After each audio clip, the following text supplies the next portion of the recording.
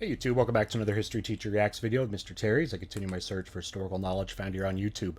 Alright, today's video is titled Last Ditch Axis Weapons by Simple History. So I thought this was kind of an interesting thing. I had heard this thing before that Adolf Hitler was hoping in the last months or whatever of the war of like some kind of late arrival like wonder weapon that might come online and save everything, because things obviously weren't going very well in those final months of the war. And I don't know if that's at all related to this, but that just came into my mind when I heard about this. So last ditch Axis weapons. So we're gonna look at some experimental, just kind of thinking outside the box kind of things. I'm interested to see kind of what they got here. So we'll get started in just a sec. All right, if you liked the original video, go down below and you will see a link to it. Simple History is awesome. If you don't know them, definitely sub to them. Give them a like, view, subscription, and let's see what we can learn, and let's see if we can add anything. So we'll go ahead and get started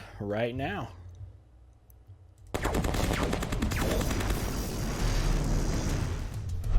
Ready for war. This video is sponsored by World War II. World War II is a brand new mobile RTS game that's different from the other games in the same genre. In this game, you control your movable commander and towers that rage and heal him to take on the enemy base assisted by a whole host of crazy units. There's the bunker to hide my commander in a safe place. Call of Duty, you've met Tank your arena match. to soak up damage and destroy towers. The chopper and 1-800 airstrike to ensure range and air superiority. The Gatling gun for defense, and Van Gun for his sniping action.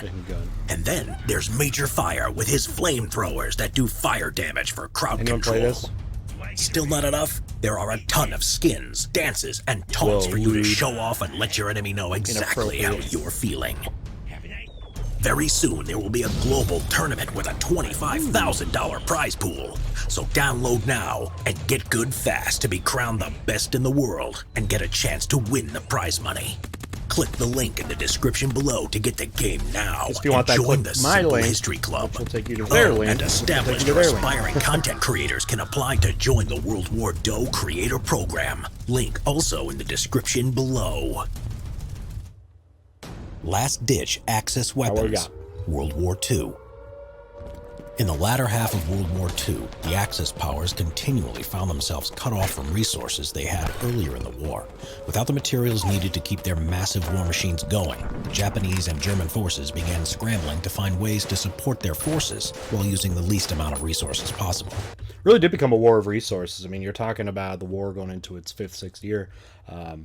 And also Germany was out of pretty much by the end of the war here, out of any European allies. I mean, Italy had fallen and not been as useful, I think, as the Germans would have hoped, and other allies they had. So it became, a war of resources, which people say is a reason why Adolf Hitler did some of the things he did with heading down to southwestern Russia, towards Stalingrad, to get things like oil resources. So wars are absolutely a war of resources. And in a war that lasts multiple years like this, that can sometimes be the thing that leads to the end of the war. Is simply, maybe it's not even will to fight or anything, or maybe even not even amount of soldiers or something like that, but resources. If you can't resource them, you don't have an army. If you don't have an army, you don't have a war, right?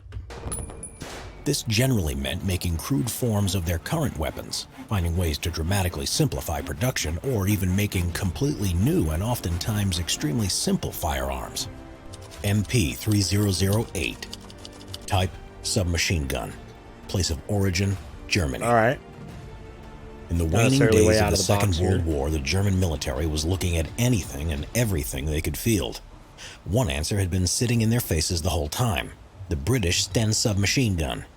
Already designed as an emergency weapon by the British, the Sten was lightweight, simplistic, effective, very reliable in close quarters, and above all else, extremely simple to manufacture.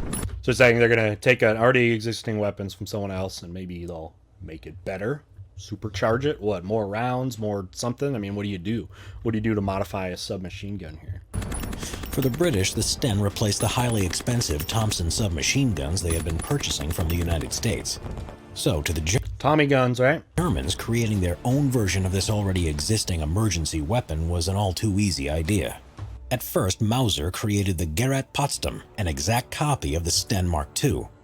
Then the company was instructed to simplify the design further, creating the Gerät Neumünster, officially called the MP3008.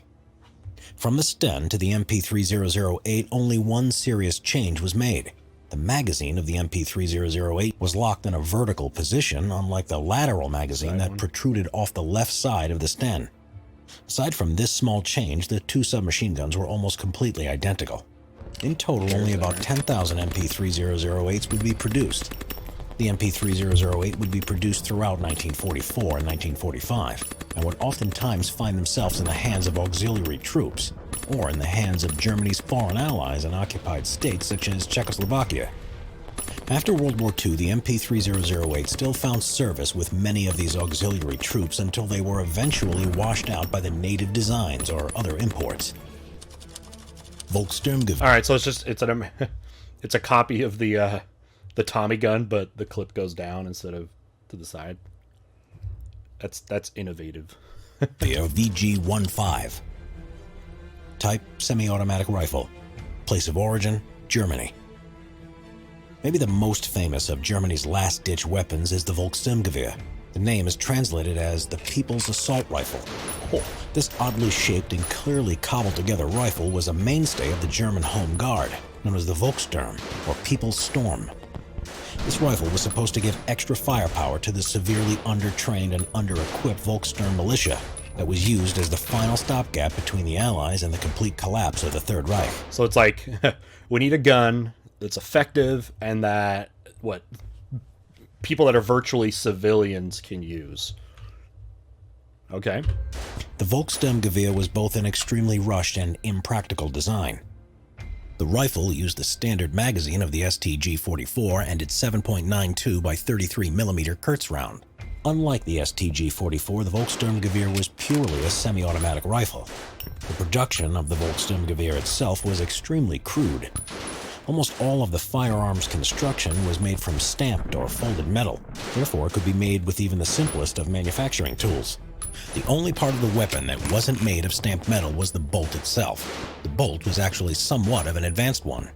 It used a simplified blowback action that only uses one moving part, the bolt itself. This, in theory, would reduce the recoil. Yeah.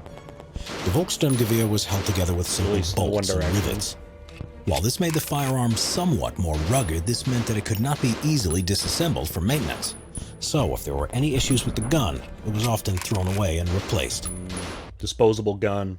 Probably works at this point of the war where you don't have time to do that anyway, so it's just like get weapons out if you're at the end of the war and you're Germany, or just get them out if they're useful, great, and if you can make them cheaply enough, then I guess it's okay if they're pretty much disposable, but that'd be hard to imagine too at this time.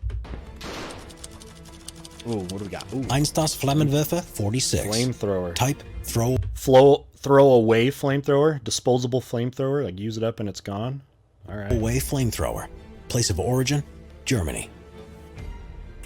One of the most feared weapons of all time is the flamethrower. The German army had made good use. I wouldn't even want to use that thing. It's so dangerous just to like use. How many video games have we all played where you shoot the guy, just shoot him in his backpack, right? Obviously it's not for like face-to-face combat, you know what I mean? But I don't know, it still seems like you got just barrels of explosives attached to you. I don't know if you want to be the flamethrower guy. Of the flamethrower all across the world. But these giant devices were expensive and complicated to produce, and they required specialized training that would take up valuable time, as the Führer called more and more people to the front, many of whom would receive little to no formal training. In order to imagine being there at the end there with that, where it's like, hey, you've got to go to the war. We really don't have time to train you. Just get in there, you'll figure it out. I mean, as a soul, I mean, you can't imagine. I mean, imagine those soldiers will be very good, right? Especially if it's late in the war and they hadn't participated anyways. So I mean, you're really getting desperate at that point, and you wonder why continue on if that's what you're now left with. Combat this issue, a lightweight, portable, tubular, single-shot flamethrower was pressed into service in 1944. This was the Einstossflammenwerfer, of which little information is known. In English, literally meaning the single-shot flamethrower, it was just a simple metal container filled with fuel with a nozzle and a trigger at the front. Once the trigger was pulled, the entire contents of the canister would be emptied, projecting a single burst of flame for less than a second to an effective range of about 30 yards. Wow. After this, that's pretty it far, was thrown though. away. The flamethrower itself was tucked under the user's arm and held in place by a strap that went over the soldier's shoulder. Often, these flamethrowers proved to be more dangerous to the user than the enemy. The Einstossflammenwerfer found itself used by German paratroopers until the end of the war, and would ultimately end up in large numbers in the hands of the Volkssturm, as it was deemed that no training was necessary to use the Einstossflammenwerfer, despite it being so cumbersome. Dangerous? Approximately 30,700 were manufactured. Last ditch, Arisaka. Dang. So, I mean, is that an efficient weapon too? Just to be able to use that? I mean, how would you manufacture it? And it does a full second of damage, and then that's it. It's basically just like a grenade almost, but just, you know, a one-time use it and lose it kind of thing. You wonder, yeah, this effectiveness. But Type 99. All right, Japanese. Type Let's see what the bolt Japanese are doing here. Arisaka Type 99. Okay. The last ditch. So it's going to be an improved version of the Type 99? Action rifle. Place of origin, Japan. Much like the Germans, the Japanese Empire was on its heels and was running dangerously low on supplies in the late years of the war. Conscripts with little or no training were being equipped with whatever could be found, and the standard issue rifles of the Japanese Empire were stripped to their basic components in order to save on production time and material. At the beginning of the war, the Type 99 Arisaka was a well-made and very well-liked firearm that used a smooth Mauser-style action. This rifle would be stripped down to its core by the end of the war. Compared to the original rifle, the late-war version looked like a poor copy of its earlier self. The sights on the late-war Arisaka consisted of a stationary peephole rear sight without the adjustment for windage or elevation, which the original featured, while at the end of the barrel there was an unprotected blade foresight. These sights worked, but lacked the finesse of the original rifle. I mean, rifles are already difficult enough, and to have that bare bones of any kind of sight with those materials, I bet it's probably extremely inaccurate unless you're incredibly skilled. Just behind the sights, the bolt itself was of a much worse quality than the original. Smooth, low-tolerance metalwork was replaced with crude, unfinished metal with little to no markings. This saved on machining time and allowed for less skilled machinists and metalworkers to produce these rifles. Metal pieces that were not absolutely necessary were removed from the gun entirely. This included the butt plate, which was stripped off and then replaced with a wooden butt plate, and the cleaning rod, which was removed completely and not given any kind of substitute. Although the metal construction at the end of the handguard was slimmed down and changed so as to not hold the cleaning rod, its bayonet lug was kept so that soldiers could still affix bayonets and charge enemy positions. Much like its metal components, the wooden body of the Type 99 was cut down wherever possible. The most noticeable change being that the finish on the original was completely removed, thus leaving the bare wood to face the elements with no protection. From there, the wooden damaged and splintered, and handguard that used to run the length of the rifle was cut down to cover only about 1/2 of the barrel. And lastly, the finger groove under the rear sights were completely removed. Overall, the Japanese had removed and simplified anything they could without making the rifle dangerous to use, although that point is still up for debate. National Defense Rifle. Type bolt-action rifle. I mean, it looks just so plain right there, right? I mean, I know it's drawing, it's a cartoon, but so the impression I'm getting is these last-ditch Axis weapons are not improvements. They're not like improved versions of things before, brand new kind of things. They're just it's based off of they have no resources and they're trying to just scrap together what they can. So this is just desperation mode. Place of origin, Japan. With the Americans and even potentially the Soviet Union closing in on the Japanese home islands, the threat of invasion was very real, and the pre-existing civil defense leagues were starting to be mobilized in the event of an invasion.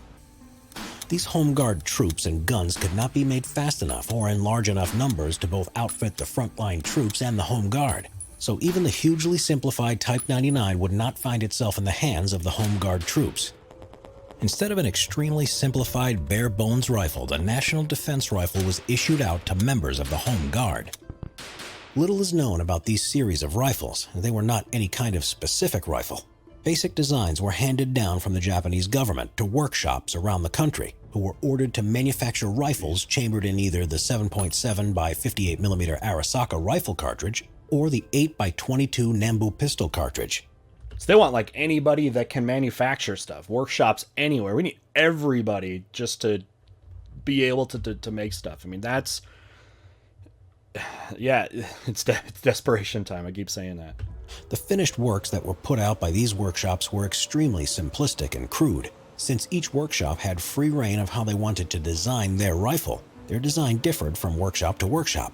But all versions had certain commonalities, such as a stock made from An awful looking weapon. Look at that thing. Single piece of wood.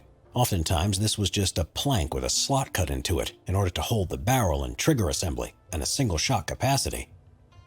Although these rifles were supposed to be chambered to use standard Japanese ammunition, some did not even use cased ammo, but instead used a muzzle loader that used black powder. Jeez, what year is it? I'm going way back in time if we're going backwards that way and using that stuff. An unknown number of these rifles were produced, and none of them saw frontline action, as the invasion of Japan never occurred. Okay, so again, it's like at the end there with Germany, where it's like, hey, this is something we got to be able to mass produce for civilians and like just it's the last hope you have.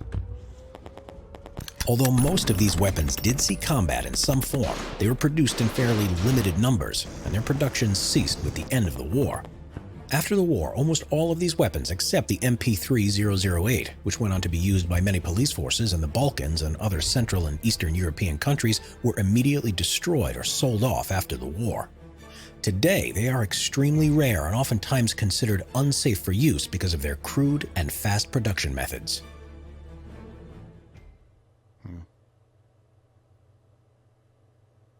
All right. So it's not like we were, again, finding the wonder weapon that is rumored that Adolf Hitler was hoping for. I mean, this is a much more realistic, I think, like, expectation to have of what's happening at the end of a war. It's not the end of the war, that you might have some of these new things, although a contrast would be like the atomic bomb or something like that is a last-ditch wonder weapon. You know what I mean? These things are desperation. They are, and what they've showed there, they need something quick to make and efficient enough to be useful, right? And you saw a lot of it was to equip the final stand of the Axis powers, both in Japan at home and then in Germany at home, as the end of the war was approaching, and both sides obviously, were fighting. Kept fighting even when things already looked like they were kind of over. Especially with the Germans there. I mean, there is no actual land invasion of Japan, but you can see they're getting ready for it. And still, it seems, up until the atomic weapons being used, that there's no plan for that surrender, that, invasion may definitely be possible. So interesting to see them, what they kind of come up with, which again is just scaled down, cheaper versions of stuff that's there, or like in the case copying already existing foreign models that, hey, this thing's successful on the other side of the war, maybe we should adapt something, similar, right? Because it's obviously working for them, right? And but those are pretty fascinating. I especially found fascinating the whole like one-time use little flamethrower where you just use it once, one shot, pretty much uses the whole canister, and then that's it, and you basically just carry it around with the idea of it being probably a one-trick pony there. You obviously would need another weapon there to be able to use that, but it's just another option. But interesting. I thought that was the most interesting of them because it was a little bit different than these other ones, which again were just scaled down versions of weapons that already existed. So I don't know. What do you think about this stuff, and what does it tell us about resources and stuff like that, and how important resources are in the war? And you see with this the efforts that are there, just that they want to continue fighting, even if you're down to these not very good weapons there. So anyway, interesting little video there. I'm not a major World War II historian. So I know there's people that are way more into like weapons and specifically weapons, and I'm very much a novice when it comes to history compared to a lot of other history teachers about this stuff. So a lot of this stuff is educational to me to see this, and I always like to know what the more important, like what's the effect of certain weapons. Why is this weapon important, right? How has it changed things? How did it impact a war and impact history? Those are the stories that I always like. So that's the stuff I hope to find more of, especially when it comes to weapons there. But pretty cool. But I know a lot of you are into that and could probably explain a lot of this in more detail, or just from your own research or video games or whatever it is. I always hear all the time. And I see in my Discord chats people talking about weapons and comparing them. And always interesting, just more as a, for you guys that are really into that, but more of somebody just kind of looking in the background and the big picture, seeing those conversations. By the way, if you would like to get involved in conversations like that, you're a military history person, come on and join our Discord server. A link down below will get you a link over there. Definitely sub to the channel if you haven't, and you can be part of our community. Love to have you around. Enable those notifications so you can see the live premieres and live streams. If you like this video, go down below and make sure you click at the link. It'll say original video. It'll take you to this. Give them a view, subscription, like, throw them a comment. Important to do that too. So, all right. Well, thanks everybody for joining us today. Stay safe out there, and we'll see you next time.